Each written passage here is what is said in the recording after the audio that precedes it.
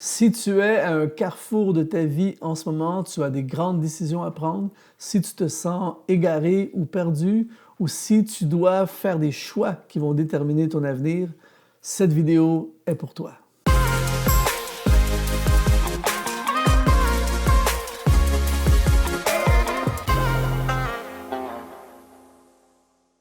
Bonjour, ici Luc Dumont d'Exponentiel.net. Je suis très heureux de passer encore ces moments avec toi. Merci d'être là. Aujourd'hui, on offre des solutions, 3 solutions pour orienter ta vie. Mais juste avant, j'aimerais t'offrir une formation gratuite qui s'appelle « Comment libérer ton potentiel divin ». C'est gratuit. Tu vas dans la description de cette vidéo et tous les détails sont là pour t'inscrire à cette formation. Aujourd'hui, je vais m'adresser à toi si tu as besoin de prendre une décision. Peut-être que tu as vécu un échec et tu as besoin de réorienter ta vie. Peut-être que tu es à un carrefour et tu dois prendre une décision face à ton avenir, ou peut-être tu te sens complètement égaré et tu ne sais plus quoi faire. Aujourd'hui, on veut trouver des solutions.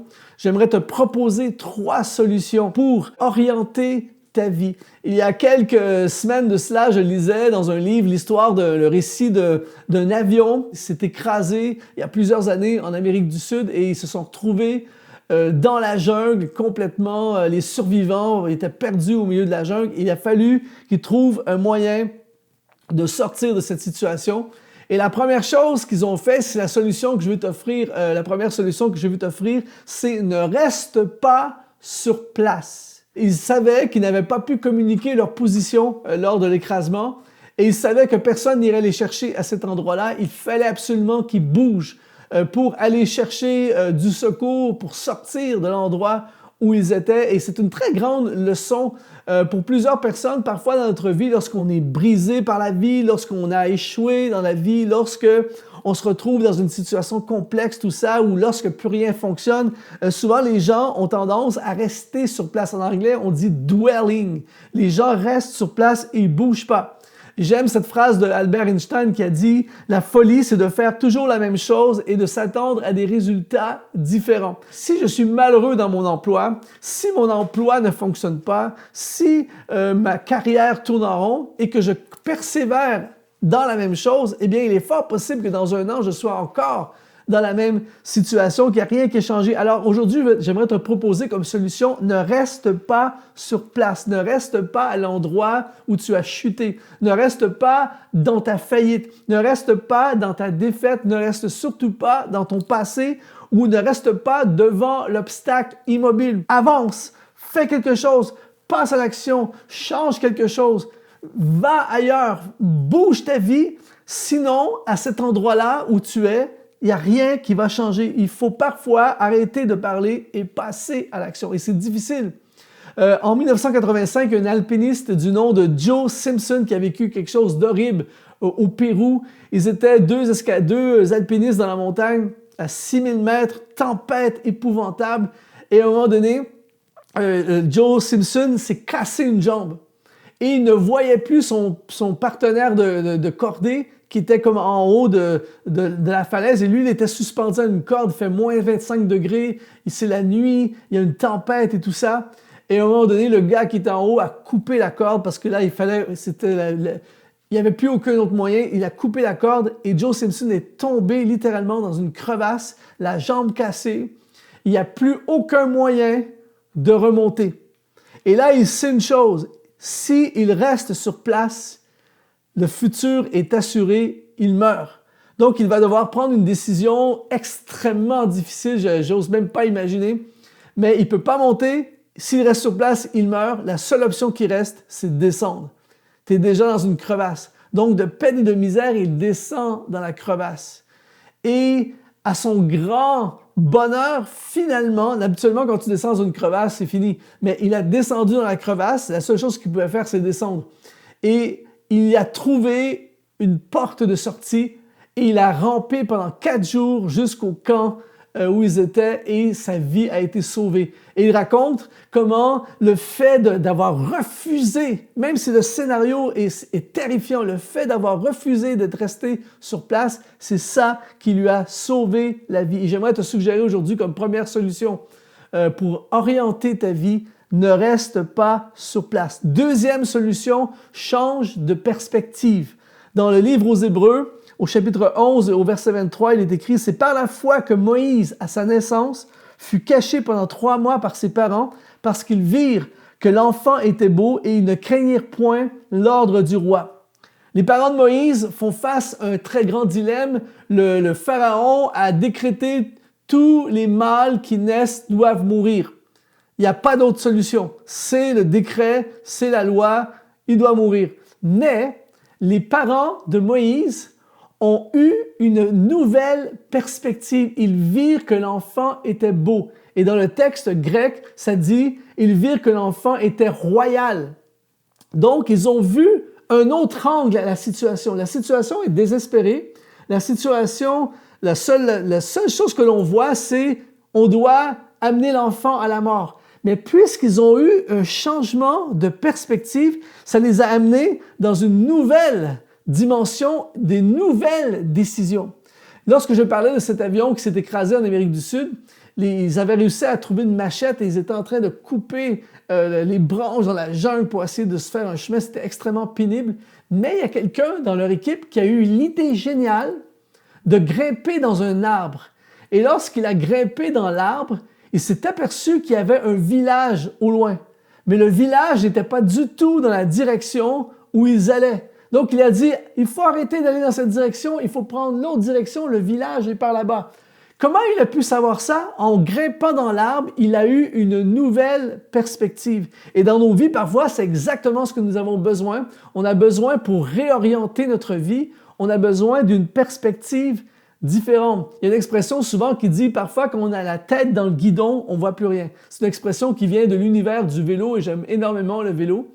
Et en vélo, parfois, lorsqu'on est en train de courser, on est à fond, on a la tête dans le guidon, on ne voit que la roue du cycliste qui est devant nous, on ne voit plus le paysage, on ne voit plus les autres routes et on a besoin parfois de changer notre perspective pour voir autre chose.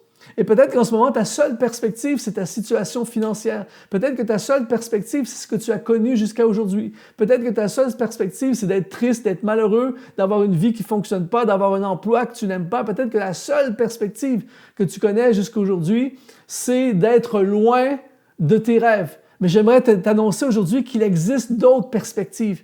Et tu as besoin, et j'aimerais dire à quelqu'un, grimpe dans l'arbre et commence à regarder d'autres horizons, commence à regarder d'autres avenues, d'autres possibilités. Il existe des solutions à ton problème. Il existe des gens qui ont traversé, qui ont surmonté ce que tu vis en ce moment. Il existe des gens qui sont allés plus loin que ceux que tu connais autour de toi. Donc, un changement de perspective comme les parents de Moïse amène à une nouvelle décision et t'amène dans un nouveau chemin. Donc, c'est très important la perspective. J'étais dans un avion il y a quelque temps de ça, il y avait beaucoup de turbulences et la dame qui était à côté de moi était sur le bord de la panique, elle se tenait sur son siège, puis alors que l'avion secouait comme ça. Et là, j'ai vu quelques sièges de moi, j'ai vu 2 enfants qui, eux, quand l'avion tombait comme dans les turbulences, ils levaient leurs bras dans les airs, pareil comme dans les manèges, et ils criaient, ils avaient un plaisir fou. Là, j'ai cette femme à côté de moi qui est terrifiée et j'ai les enfants à côté qui s'amusent dans le même contexte. La seule différence entre les deux, perspective. Et parfois, notre perspective est erronée. Il suffit de juste grimper dans l'arbre et voir une nouvelle perspective et ta vie peut changer. Troisième solution pour réorienter ta vie, sois guidé par la lumière. Dans l'évangile de Jean, au chapitre 8, au verset 12, il est écrit « Jésus leur parla de nouveau et dit « Je suis la lumière du monde. Celui qui me suit ne marchera pas dans les ténèbres, mais il aura la lumière de la vie. » J'aime cette image des mages, dans le Nouveau Testament, qui ont suivi l'étoile, qui ont suivi une lumière qui les a amenés au Messie, qui les a amenés au Sauveur. Et Jésus dit, je suis la lumière du monde.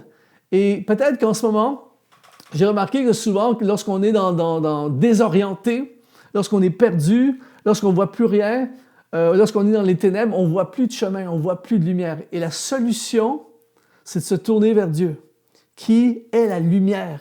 La solution peut-être à ta vie en ce moment, peut-être que tu es dans des complications, dans des difficultés, peut-être que tu es tellement loin de tes objectifs, tellement loin de tes rêves, tellement loin de ce que tu espérais dans cette vie.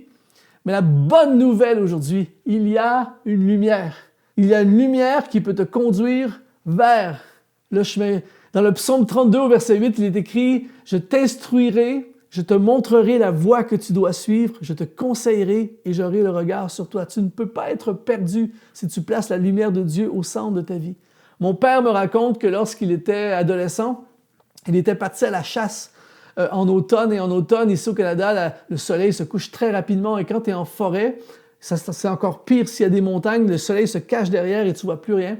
Et ils se sont perdus dans le noir, dans la forêt. Et ils ont commencé à paniquer.